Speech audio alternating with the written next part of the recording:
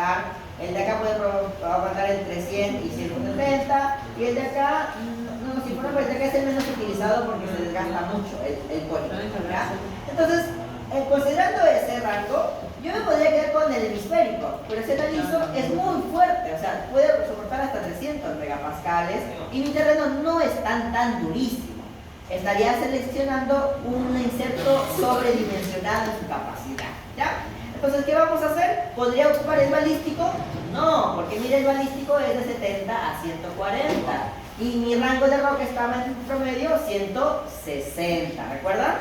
Entonces, ¿con cuál de los cuatro me voy a quedar? Con el que mejor se adapta a la condición de mi terreno, que en este caso es el botón parabólico. ¿Todos entendieron por qué se eligió el botón parabólico? ¿Sí o no? Sí, señor. Levante la mano quien no lo entendió. ¿Todos entendieron? ¿Ya? Estoy eligiendo el botón parabólico porque analizo su resistencia. Miren. El hemisférico soporta mucho daño, ¿ya? Es para terrenos muy duros, extremadamente duros. Pero yo tengo una arenisca que es dura, no es muy dura. Entonces, si yo lo elijo, este tipo de botón, sería muy fuerte el botón, ¿ya? Luego se analiza el balístico, ocurre todo lo contrario. El botón balístico puede soportar desgastes entre 70 y 140 megapascales. Y mi roca no es de ese rango de dureza, estaba en 160, si recuerdan. Entonces, no lo puedo elegir. Y luego tengo el parabólico que me dice, mira, este funciona entre 100 y 170, que es el rango más o menos para las rocas duras. Entonces, por esa razón, he elegido el botón parabólico. ¿Se entendió? ¿Sí? Listo. Ya luego. Ya. Entonces, miren, considerando eso, el propio proveedor, en este caso del equipo, también te entrega la guía. ¿Ya? Nos entrega una guía donde compara las capacidades de control y maniobrabilidad del tipo de roca. ¿Ya? Esto que está acá, no sé si lo entienden, pero son los tipos de minerales, pero en inglés. Está el talco, shale, no por si es yeso, limonita, sancor, que es sedimentaria, gneiss, que es un tipo de roca, granito, diorita, cuarzo. ¿Ven? Entonces, el cuarzo es uno de los más complejos de poder perforar, ¿ya? Porque desgasta mucho. Entonces, en este caso nos menciona que para el tipo de roca sedimentaria que estamos trabajando arenisca, la ductilidad va a ser media, tenemos un alto nivel de ruptura, de traspasarlo muy bien, tenemos una alta maniobrabilidad de uso, tenemos un control medio del equipo. El botón parabólico, tenemos disponibles dos tipos de configuración del estilo de la puntita, el pequeñito y el largo, ¿ya? Y la repartición o la distribución en el cuerpo del tricono es al menos un botón cada esta medida de acá, el blade multi, ¿ya? O sea, ¿a qué se refiere eso? Lo voy a explicar rapidito, ¿ya? Pueden ver acá que cada uno de estos tiene como una filita de botones, ¿ya? A eso hace referencia a esto, de acá. Un botón pasado para cada línea. O sea, hay líneas que a veces vienen con dos líneas de botones, ¿ya? Pero aquí te está diciendo que el tipo de inserto que vas a colocar para el modelo que has seleccionado te admite hasta una línea de botones por cada zona, por cada franja, para que me entiendan. Si analizamos acá, a esto me refiero. Hay otros modelos que en esa misma línea hay dos botones juntitos, ¿se entiende? Pero aquí solamente hay un solo botón en esa franja, ¿se entiende? A eso se refiere la parte de abajo. Hasta acá, chicos, ¿dudas, consultas? ¿No? Y luego el mismo proveedor te entrega los rangos del botón. Mira, tienes los rangos pequeños, los intermedios y los altos. Pero ya vimos que no vamos a trabajar con botones altos porque tenemos alto contenido de cuarzo. Entonces estamos buscando trabajar con formas duras, entonces la roca tiene que ser el botón lo más achatado posible. Entonces, dentro de la disponibilidad del proveedor, el botón más chiquitito es de ese tamaño, entre 3 y 4,5 centímetros, la altura del botón. Y la distribución es entre 3 y 6 botones por zona. ¿Se entiende? ¿Hasta ahí vamos bien? Ya. Luego pide informaciones ya de gestión operacional del equipo, en este caso pide la velocidad de ascenso del barrido. Entonces para ello lo que hago es primero traigo la fórmula y la fórmula pide saber ciertas cosas. ¿Como qué cosa? La densidad de la roca. La densidad de la roca la tengo, sí, porque ya sé que es una arenisca y había buscado arriba su peso específico. ¿Recuerdan? Sí. ¿Conozco el diámetro de la partícula? Sí, también mencionaba el tamaño del grano, ¿ya? Entonces, finalmente busco que estén en las unidades en las que lo necesito, convierto los datos a la unidad que necesito y finalmente hago el cálculo. ¿Ok? ¿Hasta ahí vamos bien? Entonces, tengo una velocidad de ascenso de 14,4 metros por segundo, ¿ya? Conociendo la velocidad de ascenso, puedo calcular el caudal del líquido de barrido, ¿ya? Yo me entrego la fórmula, entonces el caudal requiere primero haber conocido la velocidad de ascenso que se calculó en la parte de arriba. Entonces ingreso los datos del diámetro del barreno, que recuerda que decía que era de 45 milímetros, ¿de dónde salió? De la ficha técnica del equipo. Y la barra, ese dato de dónde también salió, de la ficha técnica del equipo. ¿Se entiende? ¿Me siguen? Recuerden siempre, la broca debe ser más ancha o de mayor diámetro que la broca. Anota eso, ¿Ya? Maru. Consulta, profesor, en el sí, ya los había escuchado. ejercicio se nos pedía que tenía que tener cierto diámetro de perforación para lo que era la peinura y para lo que era la construcción de troza. Si la calle está entregando 45 y lo más mínimo son de 38, yo creo que hay que encontrar una vara y una nueva con 38 metros, ¿no? Ahí es lo que sería el diámetro del barreno, iría lo que me está pidiendo el ejercicio. Y tendré que buscar una barra más delgadita para eso. ¿Ya? ¿Se entiende? Ok. Entonces yo aquí hice solamente el cálculo para uno, para el de 45 milímetros. Ya que usted hace para el otro. Tampoco es tan difícil, solamente hacer la fórmula. ¿Se entiende? ¿Hasta ahí vamos bien? ¿Sí? Ya. Ok, luego nos piden determinar la fuerza de empuje mínima y máxima del equipo. Entonces, ¿qué información necesito para hacer el cálculo? Ahí lo dice, miren. La resistencia a la compresión simple ¿de quién? De la roca, en este caso de la arenisca, ¿ya? Entonces, calculando eso, saco los valores, ahí tengo los valores de los pozos de lo que se hará, ¿ya? Yo sé que la ranura, esos 3 pulgadas y media lo transformé a milímetros, ¿ya? Y el resto de pozos que nos decía que eran de 38 milímetros, creo, equivalen a 1,47 pulgadas, ¿ya? Entonces, tengo los datos en pulgadas y también tengo los datos en milímetros. ¿Por qué lo tengo en las dos unidades? Porque en algún momento lo voy a necesitar de una forma y en otro momento de otra forma. Entonces, aproveché de dejarlo los dos aquí, ¿ya? Entonces, miren, ingresamos los datos a la fórmula de, primero, fuerza mínima. La fórmula es 28,5 veces la resistencia de compresión simple de la roca. En este caso yo tomé 200 megapascales. ¿Por qué? Porque si se dan cuenta, la arenisca nos da un rango, ¿ya? Entonces cada vez que tengamos rangos y no sepamos cuál tomar, lo más apropiado es sacar un promedio de esos dos, ¿ya? Entonces como la arenisca está entre 160 y 255, yo me quedé con 200. Usted podrá tomar 210, 215, el valor que usted quiera tomar como valor promedio. ¿Se entiende? Yo también el promedio 200. ¿Hasta ahí vamos bien? Entonces tomo el valor de la resistencia de compresión simple de la arenisca y hago el cálculo. Ahí está el diámetro de las 3,5 pulgadas. Entonces, como mínimo, necesito tener una fuerza de empuje de 19.950 libras peso, ¿ya? Y como fuerza máxima debería tener máximo 9, ¿ya? Y en el resto de los kilos, ya en nosotros que eran de 38 milímetros, hago lo mismo, pero con el dato en pulgadas, ¿ya? ¿Se entendió? Entonces, mire, ahí podemos ver, ahí está la explicación, dice, como se puede apreciar, la ecuación empírica entrega una fuerza máxima mucho menor a la mínima, y esto se explica debido a que Juan López Jimeno en el 2010 en su libro dio la explicación. Y se da cuenta, esto es una incongruencia, o sea, ¿cómo la fuerza mínima va a ser mucho mayor que la fuerza máxima? No tiene lógica, ¿se dan cuenta? Pero hay una explicación para ello. Porque mire, López Jimeno en su libro del 2010 dijo que la fórmula no es aplicable para diámetros menores a 5 pulgadas. Que justamente es lo que estamos calculando acá con 3,5. Nos va a dar errores o incongruencias en los resultados. ¿Ok? Entonces eso también usted lo tiene que explicar. O sea, ¿cómo usted me explica que la fórmula de fuerza es la mínima me dé ese valor y la máxima me dé menor potencia? De ahí me tendrá que decir lo que pasa, profesor, que esa fórmula, el que creó la fórmula, que fue el mismo Juan López Jimeno, en su apunte dijo eso, no aplica para diámetros menores a 5 pulgadas. ¿Se entendió? Listo. Entonces, eso donde está, también está en el libro, ¿ya? Esa explicación, el apunte, ¿ya?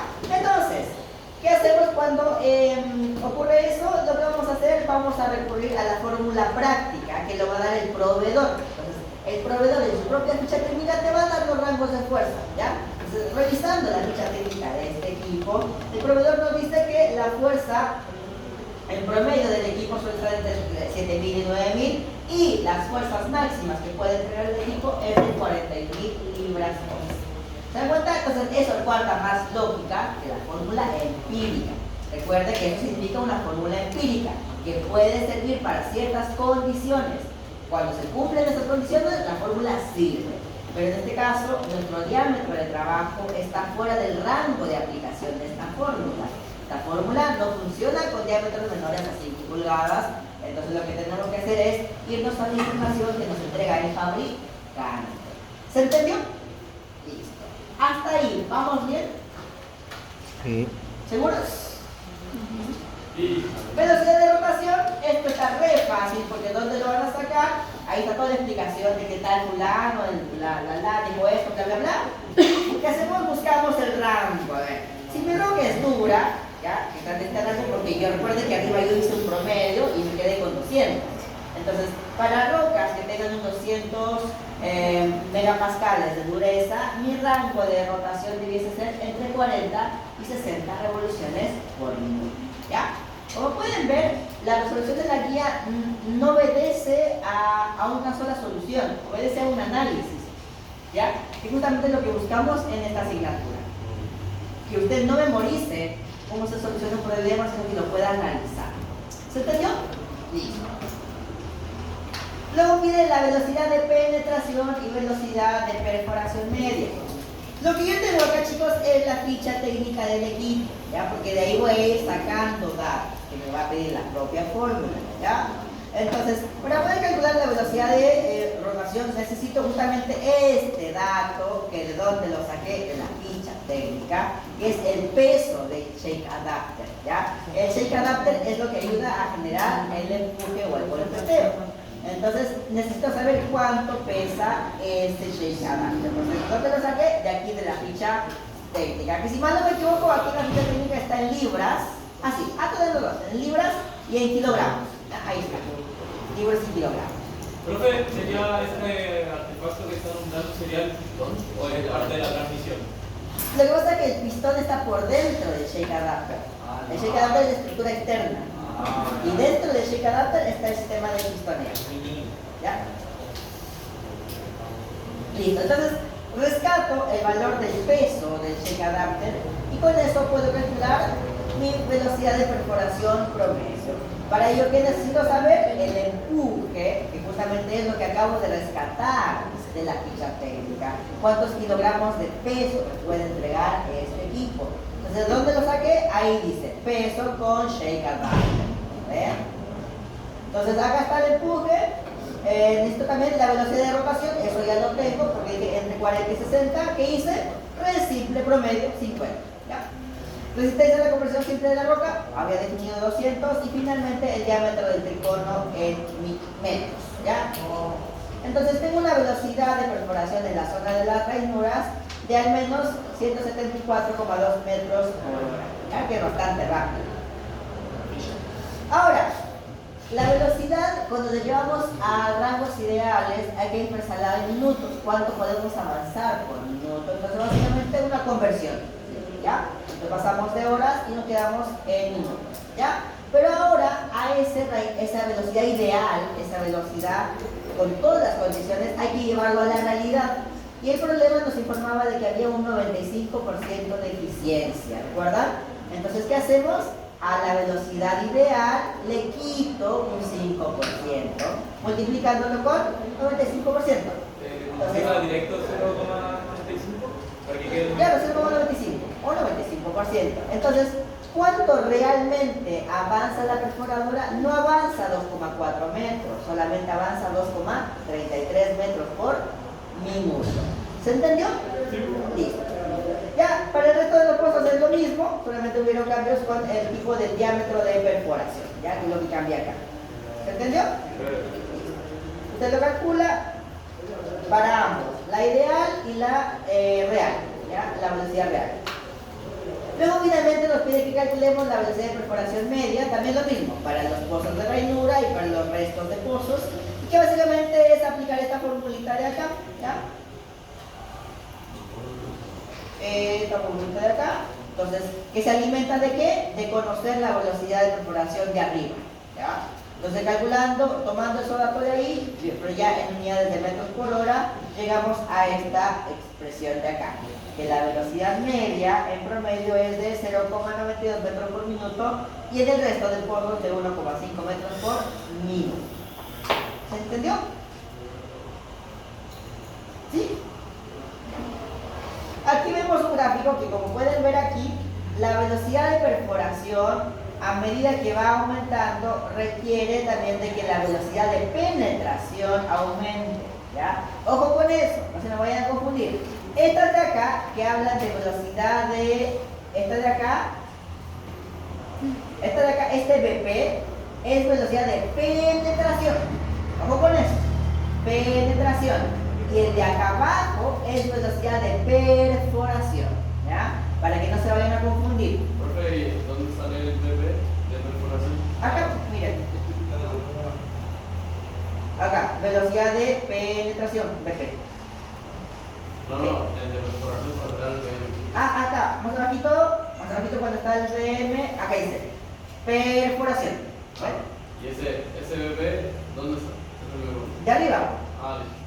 el dato que calculas de arriba en la penetración lo utilizas para calcular la perforación. ¿Se entiende? No, pues no son lo mismo. Se utiliza. A ver, hay dos velocidades. Una es velocidad de penetración, ¿ya? Con la velocidad de penetración calculas la velocidad de perforación. ¿Se entiende? Entonces, con estos BP, ¿ya? Con estos BP de arriba, con estas VP, calculamos los VM. Pues justamente eso nos muestra el grafiquito. Para poder calcular la velocidad de perforación, ¿a quién necesito? A la velocidad de penetración, ¿ya? Quizás un poquito confuso al inicio, pero si tienen claridad de uno es penetración y el otro es perforación, me va a quedar súper claro. ¿Se entendió? ¿Sí? Segundo, dice determinar cuántos metros se van a poder perforar por día. Eso es re simple, porque si tú ya tienes la velocidad de perforación, lo multiplicas por las 24 horas del día, ¿ya? Y luego en el resto de los pozos, asumiendo que se trabajaría todo el día, ¿ya? Pero ahí luego usted le empieza a quitar el descuento de la disponibilidad física y la utilización efectiva. Pero aquí yo no lo hice porque ahí también menciono y doy la explicación de por qué no le estoy descontando. Miren, lo voy a destacar para que usted lo pueda ver. Profesor, ahí tendríamos que citar las normas ARPO. Claro, ¿ya? Pues ahí pongo la cantidad de metros por día, en este caso va a considerar un tiempo total de 24 horas porque no tengo el dato de la disponibilidad física ni de la utilización efectiva del equipo de perforación. Entonces, esta velocidad o metros perforados por día es un caso ideal, ¿ya? Que la perforadora está 24 horas al día operando, pero ustedes saben que eso no existe en la realidad. Pero para efectos de cálculo estoy asumiendo que son 24 horas y si luego me dan el dato de disponibilidad física y de utilización efectiva, simplemente lo multiplico a este y ya tendría la velocidad real. ¿Se entiende? ¿Así es? Pero sí es importante que a cada cálculo que usted haga dé la explicación de por qué lo está haciendo así. ¿Se entendió? Listo. Entonces, luego viene ya el tema de los costos, ¿ya? Y para que su cerebro no se me sature, vamos a hacer un pequeño break y volvemos con la explicación de la estimación del costo, ¿ya? ¿Break? O sea, ¿fuera hasta Ya te digo, los 20, sí? ¿qué tan rápido? No, Ya, la otra clase vemos el cálculo de costos. ya, se la clase como no. Profe, para cuando te informe,